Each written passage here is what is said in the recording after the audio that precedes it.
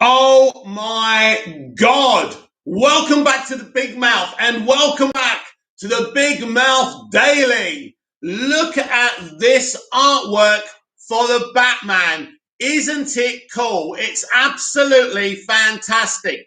Ronnie Dodge, morning, mate. What a night. What a night indeed. What a night of announcements. DC is going from strength to strength. We've got a new CEO. We've got a new merger. It's just, I mean, I can't keep up with it. I'm so disorientated. So that's one of the pictures. So what else we got? Now, this one I really, really like. This is of Pattinson in his costume. I'm warming to this costume the more I see it. It is so, so good, so awesome.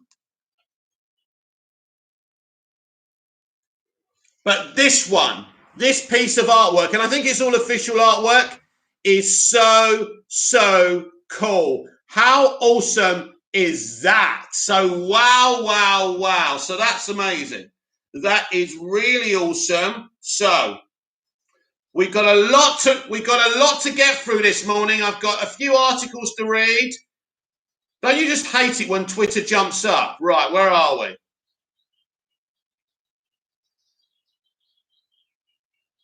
So first we're going to talk about Batgirl. But before I talk about Batgirl on this morning's Big Mouth Daily Live, Ronnie Dodge, go by yesterday if the announcements we have what's fandom going to be like. Yes, obviously DC fandom has got a bunch of stuff to announce in October, but I think these are not the end of the announcements. And by the way, a lot of people are saying to me, why just the animated announcements? Why just the Batgirl announcement? Why not more movie announcements? That's because I think they're going to leave that for the time being. Fandom's coming up, of course. This merger means they're going to reevaluate some of their plans as well. So, yes, and that's why that is. But, by the way, under the bridge, under the microscope, was a little variety piece telling us that Toby Emmerich and Ann Sarnoff are going nowhere because they are needed by the new ownership because they have no experience in running kind of movies and TV shows. Listen, I think Toby will go. I don't think Ann Sarnoff is going anywhere. I think she's a new hire. There would be no reason to get rid of her, so I can't see her going. Ronnie Dodge, movies will be saved for fan don't believe. I think so, but I think you're going to get prior announcements as well. I think things are changing all the time, Ronnie, and everyone else. They're changing all the time, so nothing is set in stone. Things are developing all the time, and I'm very, very excited. So, as I say, I don't think that Ann Sarnoff is going anywhere, but I do feel that Toby Emmerich is on the way out. There were rumours of him sending some geriatric over to Netflix to see if they could get him a job. Excuse me, can you get my friend Toby a job, please? He's got no chance of being over there. But obviously, we now know why he is looking for another job. So it's going to be interesting, the restructure over there at Warner Brothers Picture. Big Seg C.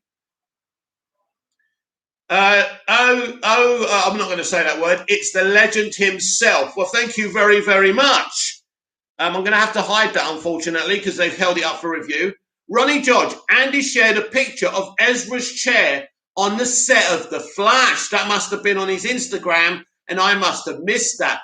That's awesome. I'll have to have a look for that later on. So thank you for that, Ronnie, and the other piece of Batgirl news and anything else you've kind of linked me in over on Twitter. So we've got some massive, massive news about the Batgirl movie. Now, the history of the Batgirl movie, of course, is that Joss Whedon was going to write and direct it.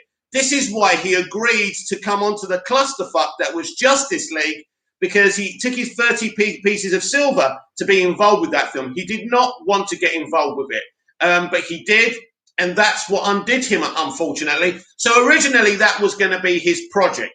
Now, Christina Hodgson's supposed to have written a script for this movie. I don't know if that's still the case. But anyway, Batgirl movie will reportedly release straight to HBO Max. So let's give this a read. A recent report suggests Batgirl will be an HBO Max original, making it the streamer's second exclusive DC film after Zack Snyder's Justice League by Adam Banks of Screen Rant. DC's Batgirl movie will reportedly be released straight to HBO Max. There have been talks of a Batgirl movie from Warner Brothers for years now, with various writers and directors attached. The most notable being Joss Whedon, who exited the project in 2018, paving the way for Birds of Prey writer Christina Hodson to pen the script. Today, it was announced that Bad Boys for Life directors Adil El Arbi and Bial Fala will helm the project, and Corella's Kristen Burr will produce. I'm going to repeat this in a minute because I think this is interesting news. Ronnie Dodge, I'm interested in that the Miss Marvel directors are taking Batgirl on. I'm guessing Keaton is still involved in this movie. This is interesting, you would assume, but is this now a Batgirl Beyond? Is this a Batgirl Beyond movie? We don't know the official title yet. I think so. But anyway, it looks like, now let's have a look at this, right? Today it was announced that Bad Boys for Life directors Adil El and Arbi Biali Fala will helm the project. Corella's Kristen Burr will produce. So they're gonna direct it, but are they gonna write it? So it doesn't seem to say this. It says, basically it says helm, whatever that means. So they're directors. So they're definitely directing this movie. Let me just say that Bad Boys for Life was one of the big hits during the pandemic. It was a really, really good film. I really enjoyed it. And I'm excited about these two lads being involved. Now, I wasn't aware that they were doing Miss Marvel, but they are doing Miss Marvel. So that's interesting as well. They're doing Marvel and they're doing DC. So people will be complaining that this is exclusive to HBO Max, but this is what's going to happen now.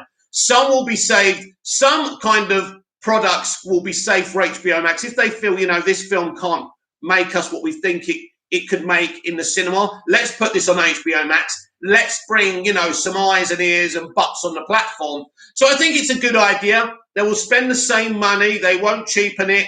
I'm very, very excited. And of course, we want Barbara Gordon to be the Batgirl, but we will see. But I see this being a Batgirl Beyond movie, and maybe Michael Keaton will be in this movie too. I think Ronnie's got a point there. Though DC's comics originally introduced Batgirl as the alter alias of Betty Kane in 1961, the character was later reintroduced in the Adam West Batman series as Barbara Yvonne Crane.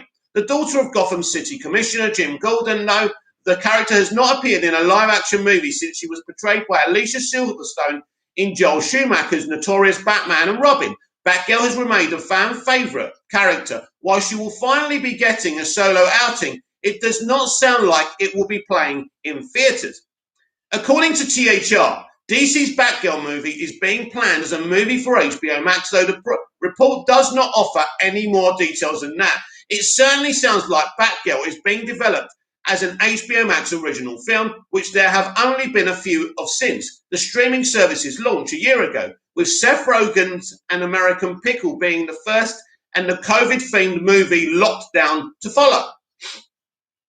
Zack Snyder's Justice League was undoubtedly HBO Max's biggest release, and perhaps Warner Brothers. It's looking to build off its success with more original films made exclusively for the streaming platform. While Wonder Woman 84 was the first DC film to premiere simultaneously on HBO Max and in theatres as part of Warner Brothers' overall release strategy for 2021, James Gunn's The Suicide Squad will be next. Well, we'll see about that. But DC has not yet made a film exclusively for HBO Max outside of the Snyder Cut. The film's producer, Christine Burr, referenced Batgirl as being part of the DC universe, though it is currently unclear if Batgirl will be set in the DC Extended Universe. Well, it will be, because it's the multiverse, isn't it? So everything's part of the live-action DC universe. The DC's Earth 2, such as Matt Reeves' Batman, or stand completely on its own. While some will likely be disappointed Batgirl will not be getting a theatrical release, DC is still offering plenty to get excited for. So, yes, this is very, very exciting.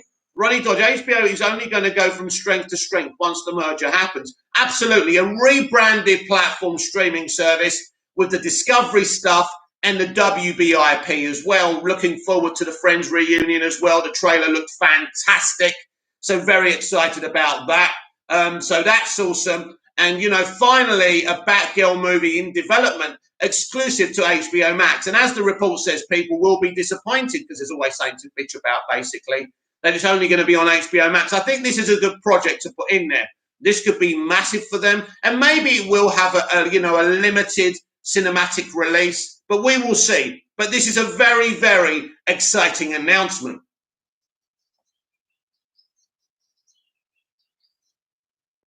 So this is an interesting one. This is about the relationship between James Gunn and Margot Robbie. Now, Screen Rant have got a header for an article which I will read shortly. James Gunn reveals he wrote the biggest action scene ever for Harley Quinn in the Suicide Squad. It's probably my favourite 4 minutes of film I've ever shot before. It's damn awesome. Now, James had something to say about this on a quote tweet, because he's always hovering on social media, isn't he? This is true. Not only the most fun I've ever had on set and the most impressed I ever was with a performer, it's probably the coolest action sequence I've ever shot. I agree. The Suicide Squad, at Suicide Squad WB, at Margot Robbie. So let's take a look at this. Kurt Manchester United fan, Australia Glazers out. Yo, brother, you going today? Yeah, I'm 100% today. Hope you're okay. James Gunn wrote his biggest action scene ever for Harley Quinn in Suicide Squad 2. To make the best use of Margot Robbie's main talents, James Gunn wrote his biggest action scene ever for Harley Quinn in the Suicide Squad by Rachel Labonte. Bobcat, you're missing out here, mate.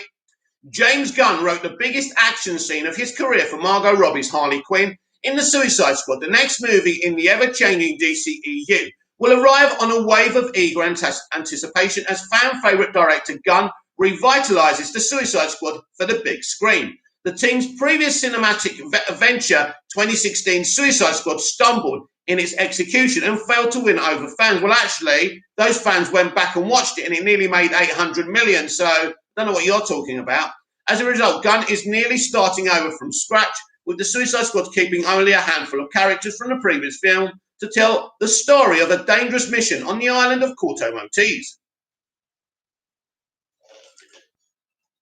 Ronnie Dodge, Bobcat, where are you? Exactly, Ronnie. Kurt, Manchester United fan, Australia Glazers out. I'm going good tonight, brother. Glad to hear it. One of these characters is Harley Quinn, who remains a standout within the DCEU. Robbie first played Harley for the Suicide Squad and later reprised the role in Birds of Prey. In the Suicide Squad, Harley will join forces with a new Task Force X, and the early glimpse at her via trailers and pictures have teased a very different style than the one she embodied in previous movies. Gunn has spoken frequently about his love of Harley Quinn character and that he shared his excitement at having audiences see what the Suicide Squad has in store for her. A lot.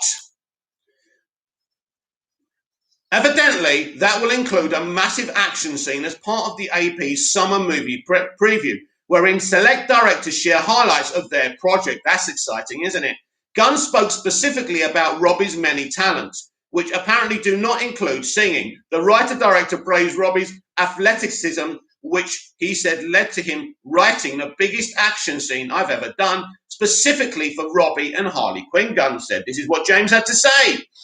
She can do anything, or I thought she could do anything, and then one day she had to sing, and I said, okay, well, you can do everything but one thing. Oh, my God, Margot Robbie's just got slayed there. But she's such a great actress. She embodies the character. She's able to do the comedy. She's able to do the drama. And physically, she's a pure athlete. And he's able to do these stunts in such a graceful, magnificent, beautiful way. I'm still laughing about the slaying of the singing. And so I wrote the biggest action scene I've ever done all round. Robbie's character, Harley, and it was so fun to create just on every level, from working with the stunt guys all the way through to working with her. It's probably my favourite 4 minutes of film I've ever shot before. So how exciting is that, everyone? Ronnie Dodge, I read an article that Harley, Rick Flag and Boomerang are close friends in this movie. Gunn didn't specify just how said action scene goes down in the Suicide Squad, but it seems likely that it is the Harley scene that Robbie previously teased at DC Fandom, which she said beat her up. The Suicide Squad trailers have teased a colourful whirlwind battle for Harley, and that could be the one in question. Birds of Prey in particular features some standout fight scenes. Did it? Did they cut some fight scenes I didn't see for Harley? So it will be interesting to see how the Suicide Squad stacks up better than Birds of Prey. And actually, we've got a director now who can actually direct action. It says a lot that Gunn is calling it the biggest he's written, seeing as he wrote both Guardians of the Galaxy movies. Even aside from the Harley Quinn scene, the Suicide Squad promises to have some wild action beats. The trailer confirmed the team will go up against the giant starfish Starro, and its R rating for the strong violence certainly indicates this won't be a watered-down comic book movie, seeing as Harley is one of the most well-known characters featured in the Suicide Squad. It makes sense that she would get a standout action sequence where she survives. Whether she survives it and the rest of the movie, for that matter, remains to be seen. After all, Gunn has made it perfectly clear that everyone is expendable. Don't get too attached. So that's brilliant. That's very exciting. So the more I hear this movie teased, the more I'm excited for people to see it. So that's very, very exciting. I just think it's awesome that, he's teasing this and, basically, it's a great action scene. I've seen this action scene in its entirety. It is absolutely stunning and brilliant. And, you're going to love this movie. This is James Gunn Unleashed. James Gunn Unleashed. This is the Suicide Squad. Going forward now, I expect the core DC fandom to be so much more happy and for more people to come to the plate, like they are with Superman and Lois. Superman and Lois is an indication now that these people understand to give these characters, to the fans, because we're the customer, we're your partners, you need to make money from us, so give us what we want. Of course, go with your creativity, that's great, but don't do something that's going to piss people off. What's the point? After all, if we're not happy, you're not happy, you can't make any more movies, it kind of makes sense, doesn't it? So this was one of the hugest news yesterday. Injustice animated movie coming from DC. DC is releasing the 2-part adaptation of Batman, The Long Halloween soon. And after that, the next animated film from the company is Injustice. This is by Daniel Alvarez of Screen Rant. This is really exciting news. Love the game. After Batman The Long Halloween, the next DC animated movie is Injustice. Since the release of Superman Doomsday in 2007, DC has consistently been releasing animated features based on its iconic properties. Coming up, the company will be releasing a 2-part adaptation of The Long Halloween, one of the most acclaimed Batman series. In 2013, Injustice Gods Among Us released on video and game consoles. Ronnie Dodge. Oh, yeah, I forgot about the Injustice animated movie. Very exciting. I think this is the hugest news. The gameplay was developed by Mortal Kombat's and NetherRealm Studios, so it is a memorable competitive fighter. However, arguably the most notable aspect of the title is its origin plot. The story takes place on an Earth when Superman became a dictator after the Joker tricked him into killing Lois Lane. In the backstory, Superman kills Joker in revenge, setting the Man of Steel on his path to global leadership. The Batman of this world summons the Justice League from the main universe to combat Superman and his followers. The comic book prequel details the events leading up to the game. DC is releasing an Injustice animated feature. One of the special features on the Batman The Long Halloween Part 2 release will contain a sneak peek of the film, so be sure to buy Part 2 of The Long Halloween. Not that you needed convincing anyway. So that's exciting. There is no word yet on a release date. However, it is teased as the next DC animated film after the 2-part Batman The Long Halloween. It's also not known what the Injustice animated film will adapt specifically. If it adapts the game, it will feature the Justice League of the main universe fighting to take down Superman. However, it could also go the comic book route and adapt the beginning of the saga, showing Superman's downfall into world dictator and Batman leading a resistance. There are certainly enough comics for more than one movie adaptation. Injustice Gods Among Us received a sequel game in 2017. Continuing the storyline, there are definitely different ways the animated film can go. The storyline of Injustice, which pits many of DC's characters against each other, is very interesting to watch unfold. The comics feature plenty of great character moments, such as Alfred beating up Superman. If the movie adapts the comics or game faithfully, fans are in for a treat. However, it's possible the film could be a loose adaptation as well, grabbing elements from the plot and doing its own thing. If so, it could be an interesting take on the story. Fans will know more when they can see the sneak peek when Batman The Long Halloween Part 2 releases on July the 27th. So is Batman The Long Halloween Part 1 out there? Maybe I'm going to have to look into that. That's interesting, isn't it? So, very exciting times, by the way. I'm going to have to look into The Long Halloween. I don't know if I've bought the first part. Is the first part available yet? Not sure. But we're getting an Injustice Gods Among Us adaptation for animation. I think this needs to be released in cinemas. If it's this good, people will be interested. This could be the first 500 million grosser for an animated comic book movie. They should really, really do it. Although I'm not sure how much the Spider Universe one made, but that's very exciting news. And I think this was the biggest news of yesterday because obviously we had the Warner Media up front. Yesterday it was very exciting. Some big DC announcements like the Batgirl movie and some other stuff like the Batman and Superman animated series as well. So that's really exciting. So things are looking very good for DC. Ronnie Dodge, I could see Injustice being shown at Fandom like the Superman movie. That would be awesome. That would be awesome. That would be a good piece of marketing, wouldn't it?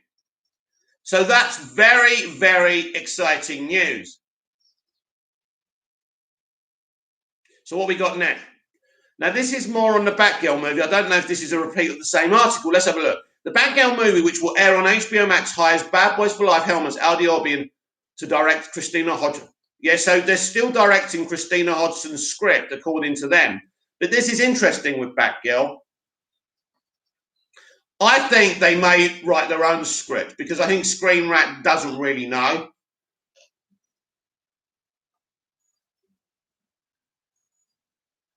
Yeah, I think it's the same article, so I don't need to go through that. But this is exciting. We've got a couple of articles about John Cena's Peacemaker because we had a bit of that at the Warner Media front yesterday, which is very exciting. John Cena describes Peacemaker as a fucked up superhero. John Cena opens up about his character Peacemaker from the forthcoming HBO Max series and the Suicide Squad, describing him as a fucked up superhero that he is. By Grant Hermans of Screen Rant. Marcus Walker, I'm still excited, but more interested to see what Reeves does with the character in his universe. Yes, listen, Matt Reeves is a pioneer. He's a genius. He revolutionized the, what's it called, Planet of the Apes franchise in his two movies. So who knows what he's doing here? Well, we got a pretty good idea. This is a conspiracy movie. This is a noir movie. This is an investigative piece for Batman. There's lots of hidden truths. It sounds like it's going to be amazing. John Cena has opened up about his role as Peacemaker in James Gunn's The Suicide Squad. And here's the eponymous HBO Max spin-off series describing him as an effed up superhero. Gunn's standalone sequel will see Peacemaker as part of the titular team of villains sent to the fictional South American island of Puerto Montes to destroy the Nazi-era prison and laboratory of Jotunheim. Cena will star in the film alongside returning Margot Robbie, Viola Davis, Jake Courtney, and Joe Kinnaman, plus newcomers Idris Elba, Sylvester Stallone, Peter Capaldi, David Dastmalchian, Daniela Melchior, and Michael Rooker. The character of Peacemaker was created by writer Joe Gill and artist Pat Boyette, and made his comic book debut with the Christopher Smith incarnation in Fighting 5 in November 1966. Gunn's film will see the character introduced on the big screen for the first time alongside Bloodsport, King Shark, The Thinker, Ratcatcher 2, Savant, TDK, Weasel, Javelin, and Mongol, following the Suicide Squad, which will finally hit theatres and HBO Max on August the 6th. Cena will reprise the role in the HBO Max series Peacemaker in January 2022, which will explore the origins of the character. During the recent Warner Media upfront, the 44-year-old star opened up about his thoughts on the character, his motivations in the mission, describing his love for patriotism and a world of order.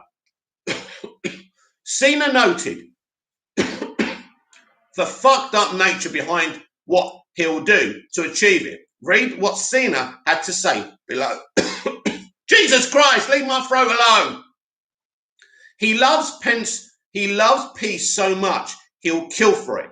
That one sentence right there is so fucked. Even since the first trailer arrived for Gunn's star-studded action comedy, it's been pretty evident to fans that Cena's Peacemaker has a few screws loose in the head, from a willingness to eat a beach full of male genitalia for peace to a lack of concern for Harley Quinn's well-being during a rescue mission. There's been a lot shown for fans to both love and hate the character, but no matter what side of the line one is on in that respect, it's undoubtedly clear thus far that Peacemaker is a truly fucked up person. That being said, if you look at the company he's forced to keep in the Suicide Squad, it certainly doesn't point towards him being the most out of place or disdainable character. Audiences will see the film. I need some bloody water, man. This is ridiculous.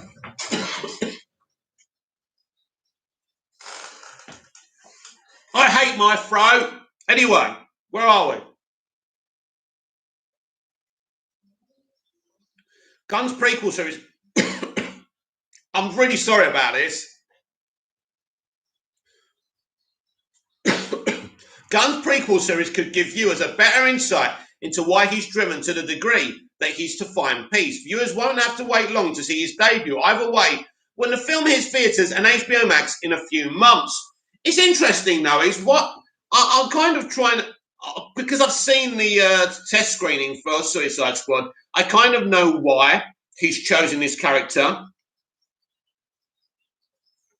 And basically, what James Gunn has done here, he's picked a character that the public can really not relate to, but just kind of say, fucking hell, this guy's fucked up. But I love this guy. And I think I loved him. He's just great. And I think John Cena and James Gunn have done a great job with this character. And I'm so, since seeing the character in action, I'm so excited to see the Peacemaker series. And here it has been confirmed by Warner Brothers. Peacemaker show confirmed for 2022 release. Warner Brothers confirms that James Gunn's John Cena-led Peacemaker show will premiere on HBO Max in 2022, kicking off the DCEU streaming future.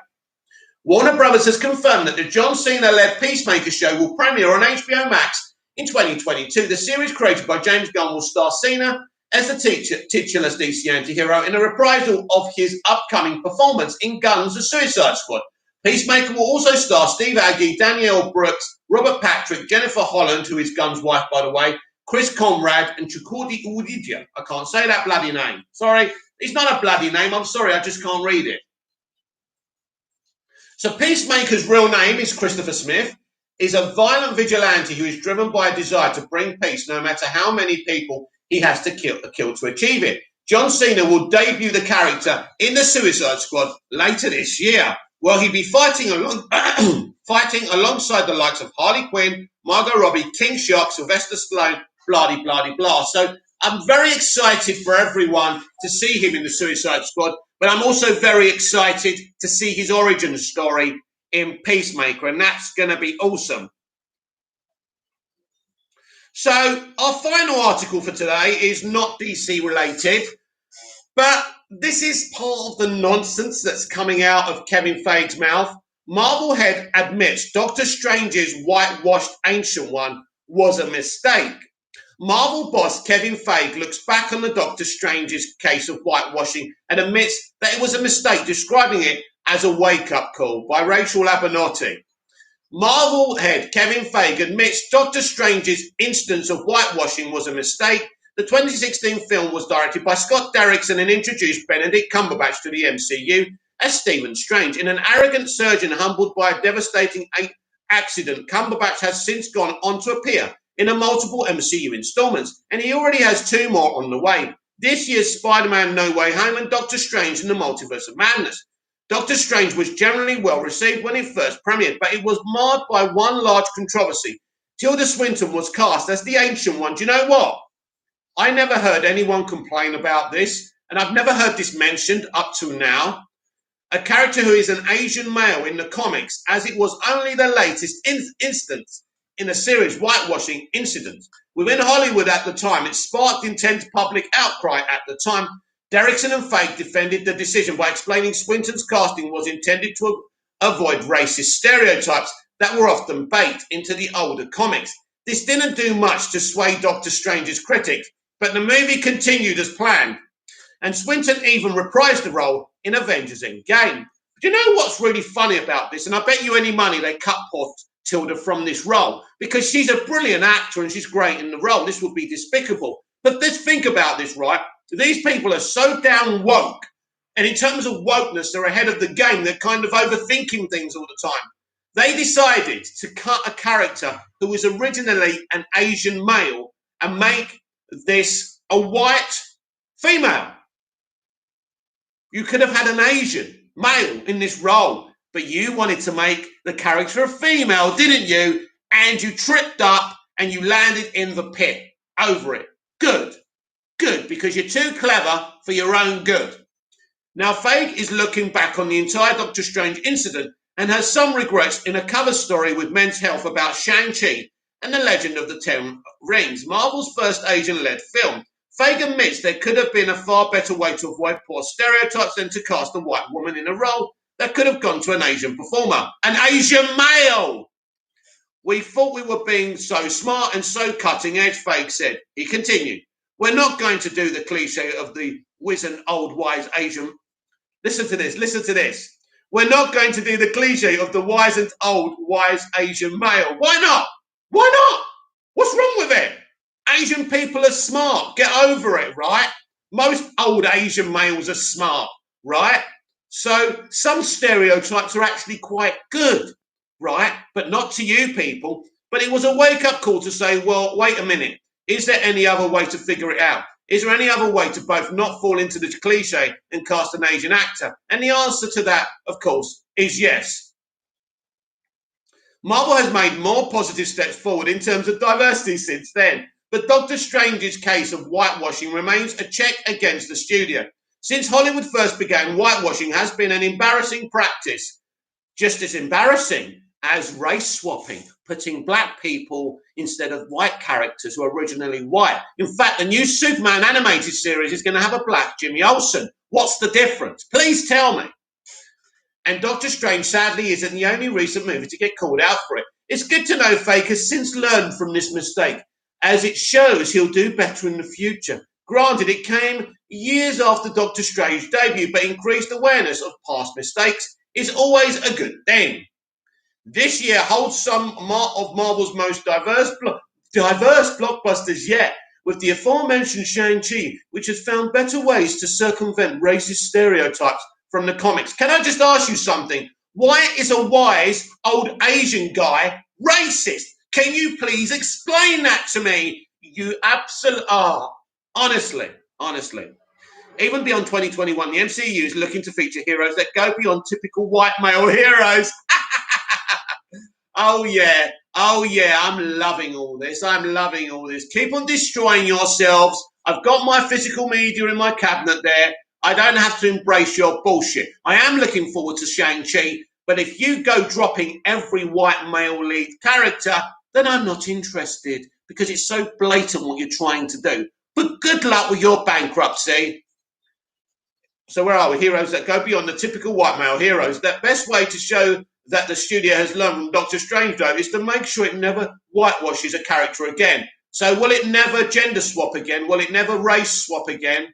Black instead of white? I think not.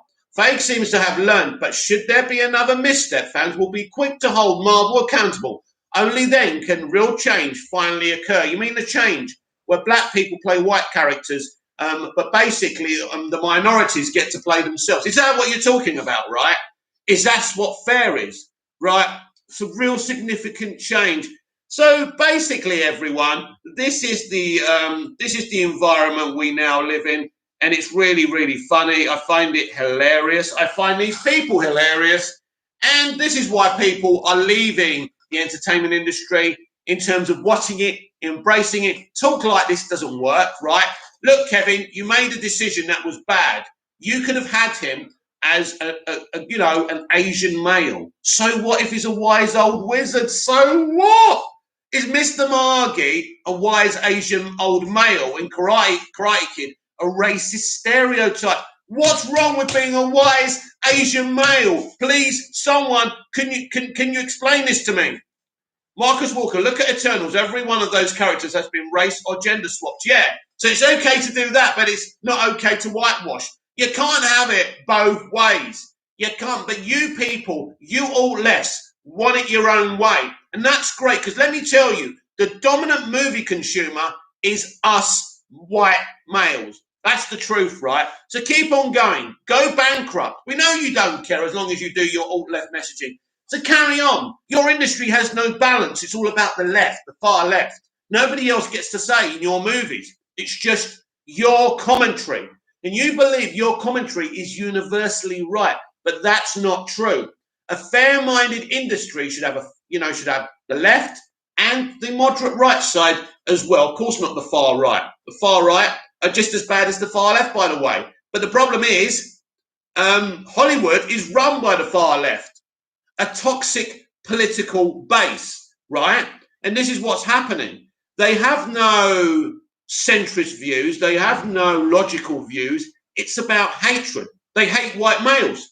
So they're going to remove white males, from entertainment. How is that good? How does that work? How is that fair? By all means, do your inclusion, include minorities, but don't get rid of white males. It doesn't make sense to me. Anyway, this is the reality that we live in. So that's all the news I have got for you today.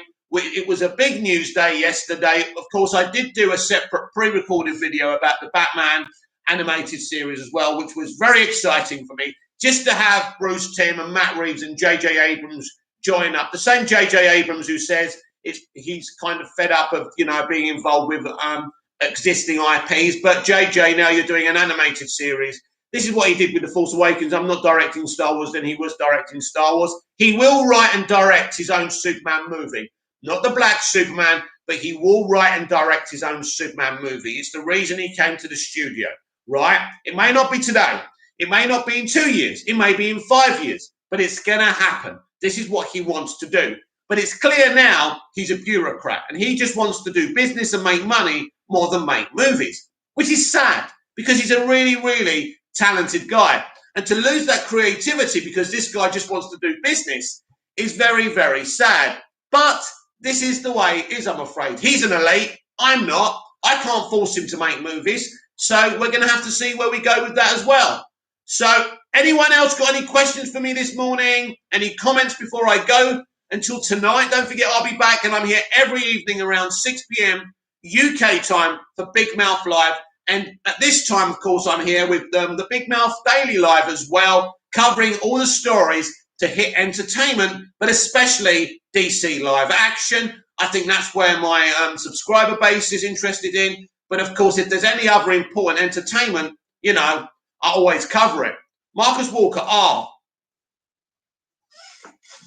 right, you're finishing off your last sentence. So that's fair enough, Marcus. So I'm going to give you a few seconds, a few minutes, just to, if you want to comment anything. There's only 3 people in the chat. Thank you for the 4 likes. That's very, very kind of you.